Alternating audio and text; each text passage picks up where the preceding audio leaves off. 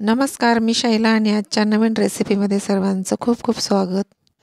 आजची रेसिपी आहे झणझणीत शेवभाजी. तर चला रेसिपीला सुरुवात करू.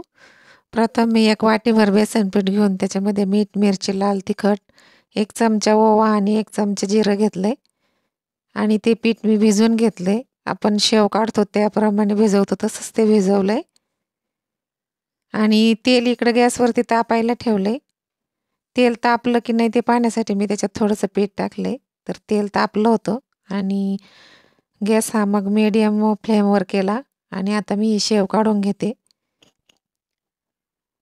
शेव काढण्यासाठी मी कढई छोटीच ठेवली, कारण मोठी कढई ठेवली तर तिचा पृष्ठभाग हा रुंद असतो आणि मग जास्त तेल टाकावं लागतं आणि उरलेलं तेल मग वायाच जातं. छोटी कढई ठेवली तर कमी तेल लागतं आणि तेलही वाया जात नाही. छान अशी कडक शेव काढून घेतली मी प्लेटमध्ये आणि आता जे उरलेलं पीठ आहे त्याची परत शेव काढून घेते. शेव चांगली भाजून घ्यायची, कच्ची नाही ठेवायची. मागची पुढची बाजू मधला भाग सगळा व्यवस्थित भाजला गेला पाहिजे. बघा दोन्ही बाजूने चांगली भाजलेली आहे. आता ही पण मी काढून घेते एका प्लेटमध्ये. 2 व्यक्तींसाठी मी भाजी बनवणार आहे तर एवढी शेव 2 व्यक्तींच्या भाजीला पुरेशी आहे. तुमच्या आवडीनुसार तुम्ही कमी जास्त काढू शकता. तर मी ती तेलाची कढई बाजूला ठेवून ही दुसरी नवीन कढई टाकली आणि उरलेलं तेल मी फोडणीसाठी टाकते. तेल गरम झालं की मग त्यामध्ये 1 चमचा जिरे टाकायचे. जिरे चांगले तडतडले की मग अर्धा चमचा हिंग टाकायचं आहे. हिंगही चांगला तेलात मिक्स करायचं आहे आणि मग मी 2 हिरव्या मिरच्या कट करून टाकल्यात. 2 कांदे आणि टोमॅटो कट करून ठेवले होते. तर त्यातला मी आता कांदा टाकते आणि कांदा चांगला लाल जरा परतून घ्यायचा आहे. एवढा कांदा परतायला मला साधारण 1 मिनिट लागला. तर छान असा कांदा परतायचा आहे म्हणजे भाजीला चव येते. 4-5 कढीपत्त्याचे पानं टाकलेत आणि ते पानंही कांद्यामध्ये मिक्स करून परतून घेतलेत.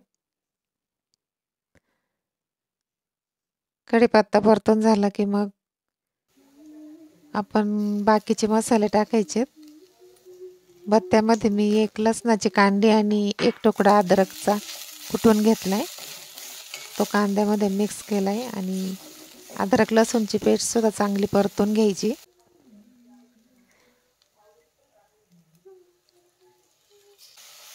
आता हे 2 टोमॅटो कट करून ठेवले होते ते मी टाकलेत आणि टोमॅटो पटकन शिजावं म्हणून मी त्याच्यावर मीठ टाकणार आहे. मीठ टाकलं की टोमॅटो लवकर शिजतो आणि मऊ बनतो. थोड्या वेळासाठी झाकण ठेवायचं आहे म्हणजे कांदा आणि टोमॅटो पटकन शिजल.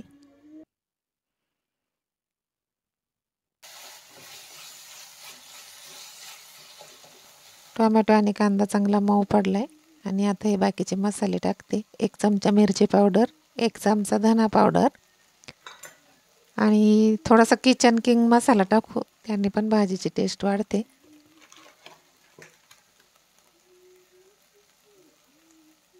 आता 1 चमचा हळद टाकायची आणि हे मसाले चांगले मिक्स करून घ्यायचे.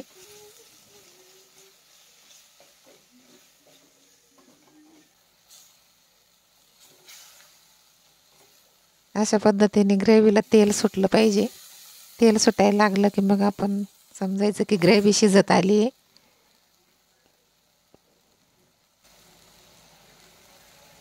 आता त्याच्यामध्ये पाणी टाकून घ्यायचं.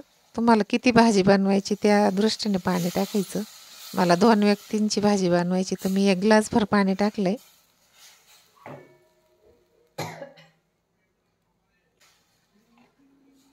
आणि हे पाणी टाकल्यानंतर ही पातळ ग्रेव्ही परत एकदा झाकण ठेवून आपण शिजवून घ्यायची. त्याच्या आधी मी कसुरी मेथी टाकली त्याच्यात. कसुरी मेथीने भाजीला छान चव येते. तुम्हाला आवडत नसेल तर नका टाकू, त्याच्याऐवजी कोथिंबीर टाका.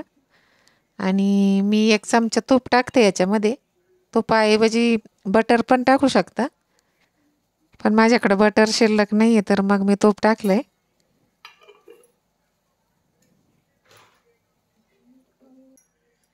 छान उकळी येऊन द्यायची त्याला. उकळी आली की मग हिरवीगार ताजी अशी कोथिंबीर कट करून ठेवली ती टाकली. आता थोड्या वेळासाठी या ग्रेव्हीवर झाकण ठेवायचं, म्हणजे ग्रेव्ही चांगली शिजल. आणि मग अशी शेव काढून ठेवली ती तिचे बारीक तुकडे करून घेतलेत.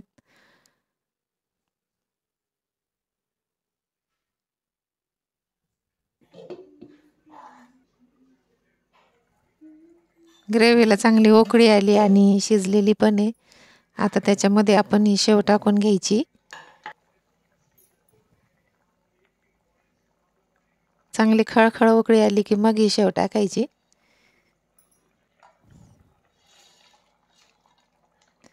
शेव टाकली आणि ग्रेव्हीमध्ये ती मिक्स करून घ्यायची.